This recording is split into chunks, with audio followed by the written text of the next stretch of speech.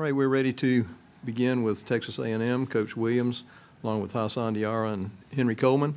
Reminder to silence your cell phones, please, and no live streaming or video in the press conference room. You can secure video at the distribution area in the back of the room. We'll begin and ask Coach Williams for some general comments on the game. Then we'll take questions just for the two student athletes and excuse them, and then finish up with some questions for Coach. So, Coach, would you begin? Just another incredible game. I'm not sure why it works out that way anytime we play Florida, but it's just an invisible line between winning and losing when we play against Coach and his team. They put so much pressure on us in so many different ways that it feels as though we're always playing from behind in the possession. Very similar to our game in College Station. They just dominated us on the offensive glass. We needed our offense to help our defense more than it did. We did not close the game very well, but I thought the resilience and the character of our guys in overtime was revealed again, very similar to what it has been over the last 3 to 4 weeks. So we're thankful and grateful to have a chance to stay.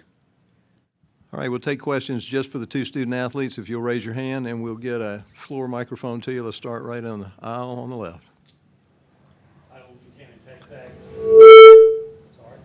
Hassan, the last shot, was it planned for you to take that shot, or was it just that's the way the play was going and you just felt like you had to take it? Yeah, it was planned for me. You know, Coach drew up the play in the timeout. He knew that my man would tag the Henry on the roll, and I will be open on the shakeup. Hands up. Other questions for either of the student athletes? All right, you got a follow-up? Go ahead. And Henry, what was there ever a moment, or why wasn't there a moment where y'all gave up? You know, y'all had you had a lead, you lost a 9-point lead, and then y'all got behind in overtime. How was it that y'all were able to bounce back from losing that lead and then being down? I think that's kind of been our whole season, who we are as a team. You know, Coach always talks about our R, talks about our response. How can you respond to adversity? And I thought we did an unbelievable job of that, even in moments when, you know, we were a little bit down. You know, going on the 8-game losing streak and stuff really taught us, you know, how thin the line is between winning and losing. And so, you know, you try to have that R always in the back of your mind and, you know, how can you really respond to these adverse moments? And I thought we did an unbelievable job of that. We have a question in the back on the right. Hey, Hassan, John Huang, NOLA Media. I'm watching the replay here, and you look pretty excited after that shot. You're sitting there, you look so calm. How do you get kind of psyched up for the upcoming game tomorrow? That answer would take longer than the press conference allows. You know, definitely, like Henry just said, you know, Coach always talks about our response, and yeah, we have the win, but we got to focus on what's next and what's in front of us. That's how calm I am right now. All right, next question in the middle on the aisle. Hi, Alanis Timms with the New York Times. I actually wanted to ask you guys about Kentucky's big man, Oscar Tshiebwe, someone who's so, you know, dominant at rebounding. What's it like physically to go against someone who's so physically imposing down there? He's a very good player, very good rebounder. You know, we just try to put multiple bodies on him when we play him. You know, I think it's like our coach says, it's, you know, beast on beast. You know, with myself, you know, I'm a pretty physical player too. But, you know, like Hassan was also saying, we have multiple bodies on him. He's an unbelievable player, and he's a better human being.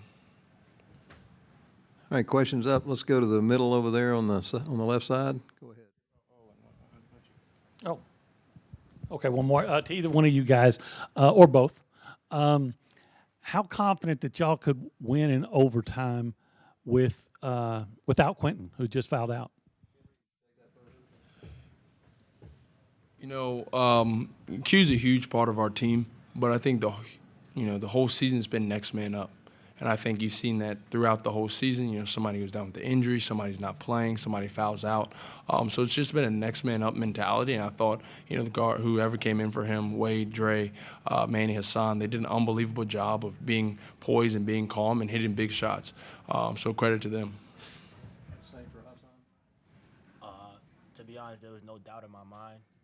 Honestly, our team is made up of very good players, and we already know what we have to do throughout the game, and we believe in each other, and Coach believes in us, so producing is not a problem. All right, go ahead. Bob Holt, the Arkansas Democrat-Gazette. I wanted to ask you about Ethan Henderson. I know he's not a big scorer and star and all that, but you know, he played at Arkansas. He's a Little Rock kid. Just wondering, what kind of teammate has he been, and what has he added to the team this season?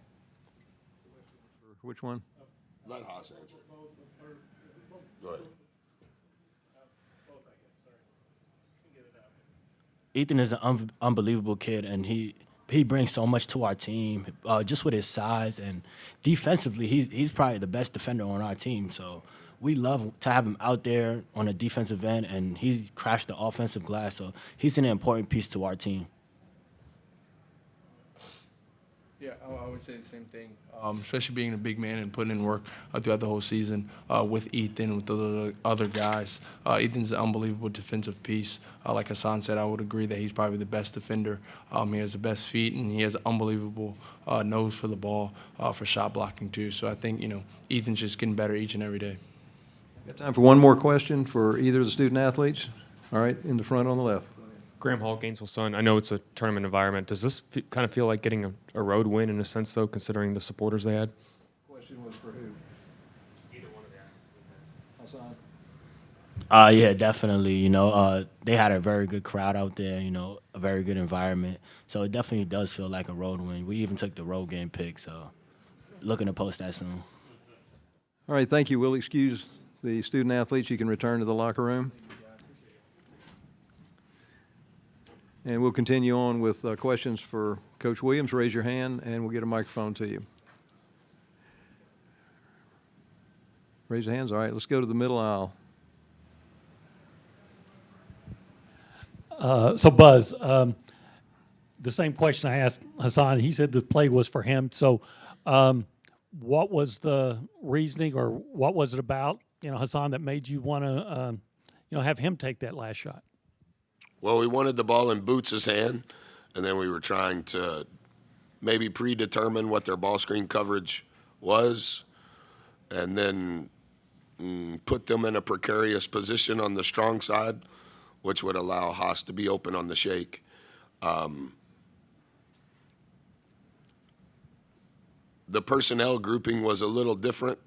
We've run the play before. We just ran it to the other side because Boots is left-handed, and I wanted the ball in Boots' hand just like it finished in regulation. And so I trust him to make the right decision, and obviously Haas has made multiple big shots this season, and they executed it, obviously made the shot. That helps. I thought what was important on the last possession in regulation and the last possession in overtime is the timing of when the shot took place. You don't want to go too fast, but you also want to give yourself time to get an offensive putback. And I thought both possessions in regulation, 4 threw it to Boots at the elbow.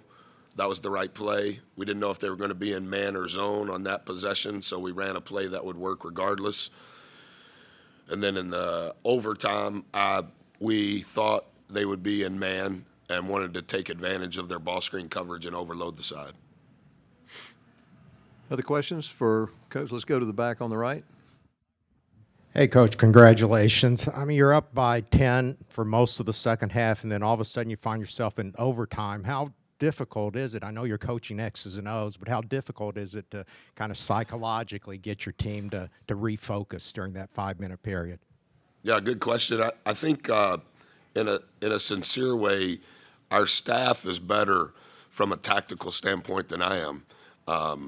I try to be the biggest cheerleader for our guys on and off the floor, and so from a psychological standpoint, that's where I want to be my best in regards to helping them. And so I'm sure you followed our season. We started 15-2 and 4-0 in the league. and then we lost for one consecutive month. A lot transpired during that time. And then to close the regular season, we won 5 out of 6, including winning the last 4. And so from a emotional standpoint, we've been on a roller coaster a lot since mid-January. And that's all I talked to them about in between regulation and the start of overtime. Well, this is just another rep. It just happens to be a postseason rep. And so, just like Henry said, our response to what has transpired is going to be what's important. And overtime didn't even start very well, I didn't think. But the residue of how regulation finished and to be able to turn it they've done that a lot this year. And I think another thing, it was the first time that Q had fouled out of a Division I game. And so that was the longest stretch of time that we had played without him, for sure, with as much on the line as what today was. Take a question on the far left. How would you assess your team chances for an NCAA bid or worthiness for a bid, and what do you think you got to do here to make that happen? What I've tried to do, John, is just let Coach Calipari be the spokesperson for our league. And I completely agree with what he tweeted out. If you go 9-9 in the SEC, you ought to be in the tournament. But I am not in the Hall of Fame, in any Hall of Fame. And so I direct all postseason questions to Coach Cal. And I know you have access to him, so I'll let you, whatever Coach says, that's what the Aggies vote for. All right, let's go to the middle on the left. Hey, Buzz, I was wanting to ask you about Ethan Henderson as well. And this is kind of off the wall question, but so many of the coaches are wearing pullovers and polo shirts, and you're out there in the 3-piece suit, and then you come in here in a T-shirt. I was just wondering, kind of how come you still like to dress up in a game, and what's the deal with the T-shirt? Yeah, I'll try to answer it in a sincere way, not a condescending way. Yeah, I'm blessed way more than I deserve. And I'm from a town without a stoplight, and I was a manager at a junior college and a manager at an Ncaa school. And so I am not judging anyone. But for me, I want to be as respectful as possible to the game and to all of the people that have helped me along the way. And I never thought it would turn into what it's turned into. And so for me, the same that I ask of our players to give their best every day, to me, that's in spirit, that's in body language, that's in tone of voice. And so I want to be as respectful to the game and to all of the coaches that I admired as a kid growing up. Bill Snyder wore a 3-piece suit to work every single day. Eddie Sutton wore a sport coat and shirt and tie to work every single day.